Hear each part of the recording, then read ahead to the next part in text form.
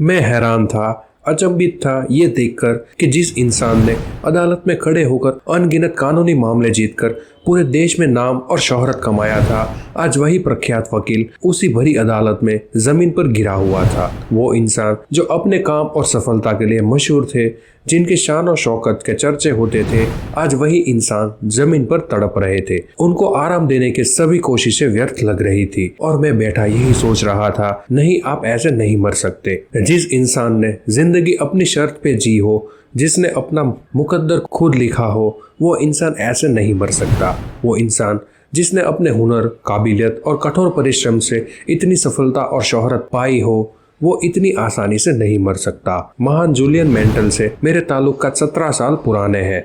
जब मैंने उनके दफ्तर में काम करना शुरू किया था, धीरे धीरे हमारे संबंध अच्छे होते गए। शायद मैं उनको सबसे करीब से जानने लगा था। यकीन नहीं हो रहा था कि वही जूलियन मेंटल है। 17 साल पहले क्या तेज था इनकी आंखों में, मानो पूरी दुनिया इन्हीं पर निर्भर करती हो। हर चीज को अपनी ही शर्तों पर करना, या यूं कहूँ कि हर परिस्थिति को अपने काबू में रखना इनकी आदत सी थी। शायद मुझ में भी कुछ बात रही होगी, तभी तो इतने सारे लोगों के बीच उन्होंने मुझे चुना, एक मामूली लड़के को जिसका दूर दूर तक चालाकी से कोई ताल्लुकात नहीं था। हाँ, बस ये कि मैंने अपने बलबूते पर हार्वर्ड लॉ स्कूल से पढ़कर आया था। जूलियन के साथ काम करना खुशनसीबी थी मेरी। आपको ये जानकर शायद हैरानी हो, जितनी शक्ति वो दुनिया को दिखाया करते थे, उनके अंदर उतना ही नम दिल का एक बच्चा छुपा हुआ था।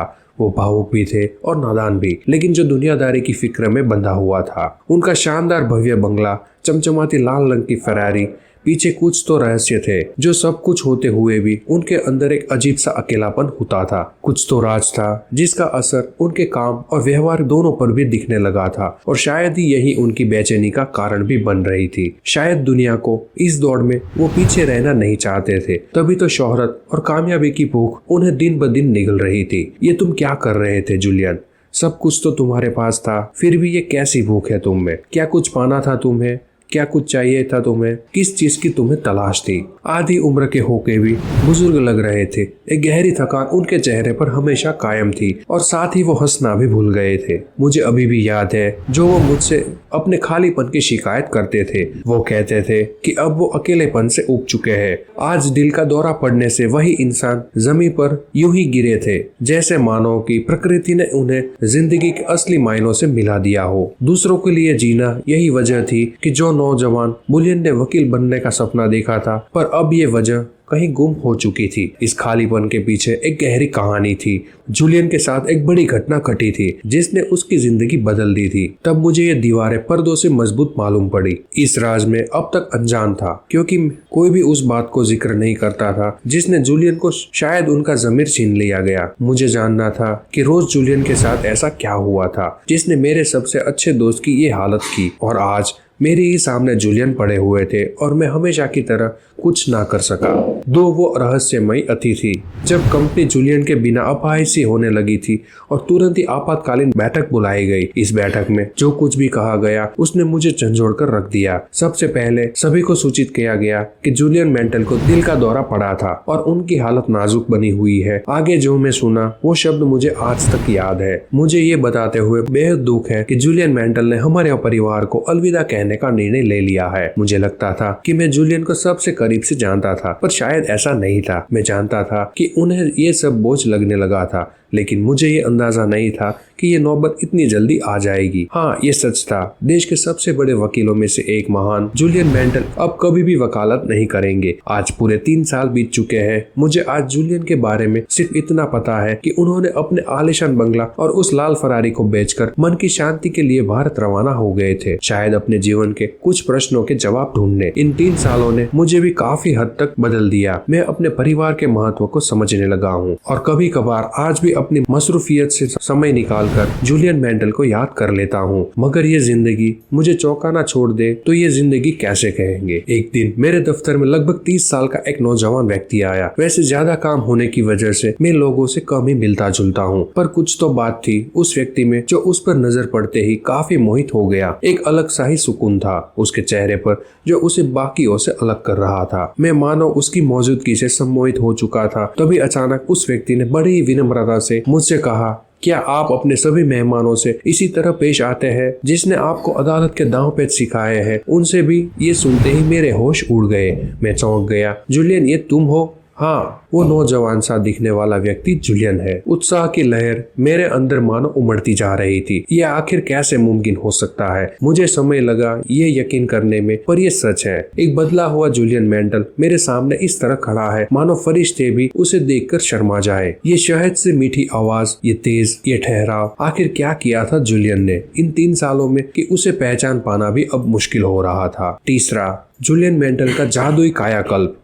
और एक बार फिर जूलियन मेंडल ने मुझे अचंभित कर दिया। आखिर हिमालय की पहाड़ियों से ये कौन सी जड़ी बूटी खाकर आए थे? मैं मन ही मन में सोचने लगा, क्या वहाँ कोई जादुई कुआं है जो इंसान को जवान बना देता है? कैसे ये बुजुर्ग से दिखने वाला जूलियन इस तरह बदल गया कि मानो सभी देवी देवताओं इन्हीं पर मेहरबान हुए हो? आखिर इन 3 सालों में जूलियन कहाँ थे और क्या कर रहे थे? ये सभी सवाल मुझे उत्सुक कर रहे थे। लेकिन इससे पहले कि मैं कुछ पूछ पाता, जूलियन ने मेरे सभी सवालों मानो मेरी आंख से पढ़ लिए हो। जूलियन ने सबसे पहले ये बात कबूल की कि वो कितने गलत थे। उनकी जिंदगी किस तरह खुशी और महत्वपूर्ण सफलता के रास्तों पे भटक गई थी। बीमार पड़ने के बाद डॉक्टर्स ने उन्हें सलाह दी कि उन्हें अब कामयाबी की भूख त्यागनी होगी, क्योंकि यही बात अब उनकी जान की दुश्मन बन बैठी। उस वक्त जूलियन ने अपनी जिंदगी का सबसे बड़ा फैसला लिया। ये फैसला था अपनी जिंदगी को चुनने का। जब जूलियन मुझे ये बता रहे थे कि किस तरह उन्होंने अपना घर और अपनी चहेती लाल फेरारी को बेचकर भारत जाने का फैसला लिया, जूलियन किस बच्चे की तरह उत्साहित होकर मुझे अपनी कहानी सुना रहे थे उस जगह के बारे में जहाँ सारी जीवन शैली प्रकृति की गोद में खेलती है। किस तरह वो गांव में भी कभी रेल से कभी मीलों पैदल चलकर अपना बिखरा हुआ जीवन समेट रहे थे। मैं खुश था कि जूलियन अब दोबारा हंसना सीख चुके हैं। जूलियन ने तभी मुझे बताया कि जगह जगह घूमने पर उन्हें हिंदुस्तानी सन्यासियों के बारे में पता चला। ये सन्यासी उम्र के मोहताज नहीं होते और कुछ ऐसे सन्यासी जिन्होंने इंसानी दिलो दिमाग पर काबू करना सीख लिया था। मुझे हैरानी हुई ये जानकर कि मेरे दोस्त जूलियन इन्हीं सन्यासी के साथ अपना समय बिताकर आए हैं, उन अध्यापकों के साथ रहकर आए हैं जो बिना दक्षिणा के जीवन जीने का सलीका सिखाते हैं। तभी जूलियन ने मुझे कुछ ऐसी बातें बताई जिसने मेरे पैरों तले जमीन हिला दी। कश्मीर की वादियों में घूमते वक्त वो एक खास योगी से मिले जिन्होंने जूलियन को उम्मीद की किरण दिखाई। जूलियन की ही तरफ वो योगी भी एक सफल वकील थे जिन्होंने मोह माया त्याग कर सन्यासी जीवन को चुना। योगी ने जूलियन को बताया कि कश्मीर से मीलों हिमालय की चोटी पर सिवाना नाम की एक बस्ती है जहां हिमालय के सबसे आध्यात्मिक सन्यासियों का वास है। ये सन्यासी उम्र के हर पड़ाव को पार कर चुके हैं और कुछ तो अद्भुत शक्तियों के मालिक है। वो जीते जी ज्ञान के सागर है जिन्हें आत्मा और शरीर को तृप्त करने के संदर्भ में प्राचीन कला हासिल है। उन सन्यासी को कोई भी सामान्य व्यक्ति नहीं ढूंढ पाता। ये सुनते ही जूलियन को मालूम हो चुका था कि उसकी मंजिल कहाँ थी। तब बिना वक्त गवाए वो सिवाना की खोज में जुट गए। अगली सुबह सूरज की पहली किरण के साथ जूलियन की तलाश भी शुरू हुई।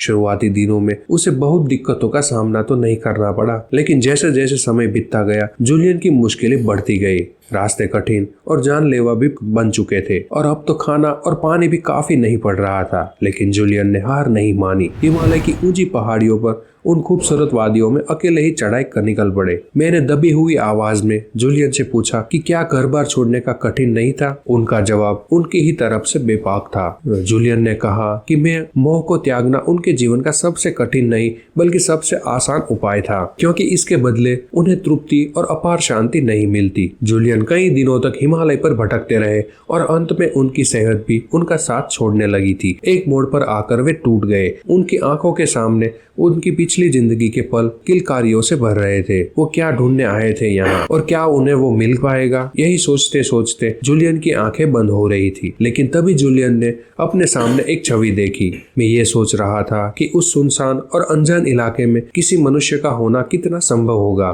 खैर, जूलियन ने होश संभालते हुए लाल कपड़ों में लिपटे हुए उस व्यक्ति से मदद की गुहार लगाई। जैसे ही वो व्यक्ति जूलियन की तरफ मुड़ा, उसकी दिव्यता देखकर जूलियन दंग रह गए। ऐसा अद्भुत स्वरूप जूलियन ने पहले कभी नहीं देखा था। जिससे प्रभावित होकर जूलियन को ये समझ आ चुका था कि सिवान के उन सन्यासियों में से एक होंगे। उस व्यक्ति ने जूलियन से पूछा कि आखिर वो सिवान के सन्यासी को क्यों ढूंढ रहा था। तभी जूलियन ने उन्हें अपनी पूरी कहानी बताई और तब सन्यासी उन्हें एक शर्त पर अपने साथ सिवान ले जाने के लिए राजी हो गए। शर्त ये थी कि सन्यासी के द्वारा मिलने वाला ज्ञान को दुनिया भर में फैलाना और उन्हीं फलसफों से जरूरतमंदों की मदद करना। उस पल से ही सन्यासियों की हर तरह जूलियन का मकसद भी दुनिया को जीने की एक बेहतर जगह बनाना होगा। चौथा है सिवान के चमत्कारी साधुओं से एक अनोखी मुलाकात। अब जूलियन ने चैन पाया और सिवान के उन सन्यासी के साथ निकल पड़े। रहस्यमय सिवान तक पहुंचने के लिए कई घंटों तक घुमावदार और जटिल रास्तों को पार करके जूलियन और सन्यासी एक हरी भरी घाटी पर पहुंच गए। एक तरफ हिमालय की ऊंची पर्वतमाला तो दूसरी ओर चीड़ के घनघोर पेड़। इन दोनों के सम्मिलन ने घाटी की सुंदरता को अद्भुत ऊंचाइयों पर पहुंचा दिया था। बस अब यही वो पल था। जूलियन का इंतजार खत्म हुआ जब सन्यासी ने उनसे कहा कि सिवान में आपका स्वागत है। यहाँ दोनों फिर घाटी की ओर बढ़ने लगे जो जंगल से होकर गुजरता था। चीड़ और चंदन के पेड़ों की खुशबू ने पूरे वातावरण को सम्मोहक कर दिया था। जंगल में चहचहाते पंछी मानो पेड़ों पर नाच रहे हो। धरती पर अगर स्वर्ग होता तो शायद ऐसा ही होता। कुछ दूरी तक चलने के बाद आखिरकार सिवाना नामक वो बस्ती जूलियन के बिल्कुल सामने थी। गुलाब के फूलों से सजी हुई इस बस्ती के बीचों बीच एक मंदिर बना हुआ था। इस बस्ती का हर व्यक्ति एक सन्यासी था। हर एक चेहरे पर हंसी और मुस्कुराहट थी। जूलियन को ऐसा लग रहा था मानो तनाव नाम का एक बीमारी इस गांव में थी ही नहीं और ना ही कभी किसी ने तनाव का अनुभव किया होगा। जैसे जैसे जूलियन ने यहाँ समय बिताया उसे इस जगह की दिव्यता और अद्भुतता का एहसास होने लगा। मानो यही वो जगह थी जो जूलियन की खोए हुए जीने की चाह को दोबारा जगा सकती थी, जो कि अपनी कारोबारी जिंदगी में गुमराह होकर उन्होंने त्याग दी थी। इसी तरह जूलियन के जीवन की एक नई शुरुआत होने लगी थी जो उनके पिछले जीवन से बिल्कुल अलग, काफी असाधारण थी। पांचवा है अद्भुत सन्यासी का एक आध्यात्मिक चेला। जूलियन की अविश्वसनीय कहानी सुनते सुनते कब सुबह से शाम हो गई पता नहीं चला। एक वक्त के लिए ऐसा लगा कि मानो मैं भी उनके ही साथ हिमालय की सैर पर था। लेकिन अब जूलियन का बदला हुआ व्यक्तित्व मुझे भी अपनी तरफ आकर्षित कर रहा था। अब तो मेरा भी मन है इस सम्मोहित तृप्ति को अनुभव करने का, पर मुझे अदालत में होने वाली कल की सुनवाई की तैयारी करनी है। पर आज जूलियन की बातों ने, उसकी अधूरी कहानी ने मुझे आईना दिखाया है। ये एहसास दिलाया है कि कहीं ना कहीं कि मैंने भी पुराने जूलियन की तरह ही अपने कल वाले व्यक्तित्व को खो दिया है। कभी मुझे भी छोटी छोटी चीज पर खुशी मिलती थी, अब मुझे उस एहसास की झलक भी याद नहीं है। मेरी रुचि को भांपते हुए जूलियन ने अपनी कहानी की गति बढ़ाई। सिवाना समुदाय के लोगों ने अपना स्नेह जूलियन के प्रति व्यक्त करते हुए उन्हें अपने समुदाय का हिस्सा बना लिया। जूलियन अपने ज्ञान को बढ़ाने हेतु अपने तन और मन से हर एक पल योगी की तरह बिताने लगे। उन सन्यासियों का वो ज्ञान कई वर्षों की कठोर तपस्या का नतीजा था और वो सब उस ज्ञान को जूलियन के साथ बांटने के लिए तैयार थे, और वो भी बिना किसी संचय के। जूलियन उस सन्यासी के साथ बैठकर जीवन के कई अद्भुत विषयों पर विचार करते जो उन्होंने जीवन में प्राप्त की थी। जल्दी जूलियन समझ चुके थे कि अपने मन को विचलित होने से कैसे रोक सकते हैं। जैसे जैसे दिन रात महीने बीत गए, जूलियन को एहसास होता चला गया कि अब उनके अंदर एक क्षमता है जिसे वो दूसरों की भलाई के लिए उपयोग में ला सकते हैं। सिवाना के पहले 3 हफ्तों में ही जूलियन को अपने अंदर का एक बदलाव महसूस होने लगा। उनको हर एक छोटी चीज में आनंद आने लगा, चाहे वो अंधेरे में चमकते हुए सितारे हो या फिर मकड़ी का एक झाला ही क्यों ना हो। उन्होंने बताया कि कुछ महीनों में ही उन्हें मन की शांति और आत्मा की तृप्ति का एहसास होने लगा, जो उन्होंने कई सालों तक शहर में रहकर अनुभव नहीं किया था।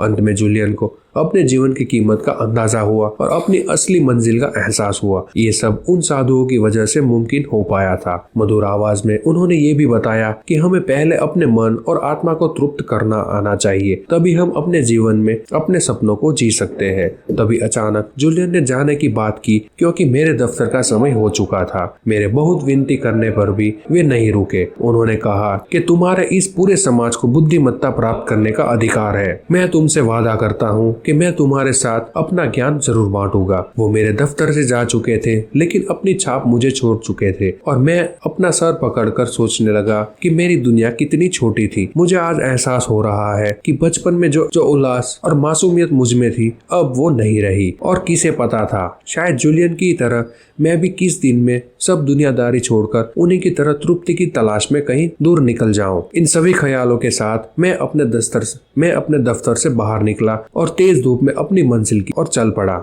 छठा है अंतर मन के ज्ञान का चमत्कार। जैसा कि जूलियन ने कहा था, वो शाम को मेरे घर पहुंच गए। जैसे ही मैंने दरवाजा खोला, जूलियन को लाल रंग के अजीब से एक पोशाक में देखकर मैं हैरान हो गया। जूलियन ने दोबारा मिलने की उत्सुकता में दिन भर में मुश्किल से काम कर पाया था, इसलिए जूलियन ने भी बिना वक्त गंवाए उन रहस्यों को मेरे सामने एक एक कर खोलना शुरू कर दिया और अपनी अधूरी कहानी के बारे में बताने लगे। पर ना जाने क्यों मेरे मन में भी अभी भी जूलियन की बातों पर विश्वास नहीं हो रहा था। अचानक से मेरे मन में एक उलझन आने लगी। क्या हार्वर्ड यूनिवर्सिटी से पढ़ा हुआ ये वकील सच में अपना घर बार त्याग सकता है? कहीं जूलियन मुझसे कोई शरारत तो नहीं कर रहे थे? लेकिन फिर जूलियन ने मेरा शक दूर कर दिया। जूलियन शांति से चाय की प्याली में चाय भरने लगे। चाय प्याली में भरकर गिर रही थी, पर जूलियन ने रुकने का नाम नहीं लिया। आखिर मेरे सब्र का बांध टूटा और मैंने पूछ ही लिया, ये क्या कर रहे हो? इसमें और चाय नहीं आएगी, ये भी भर चुका है।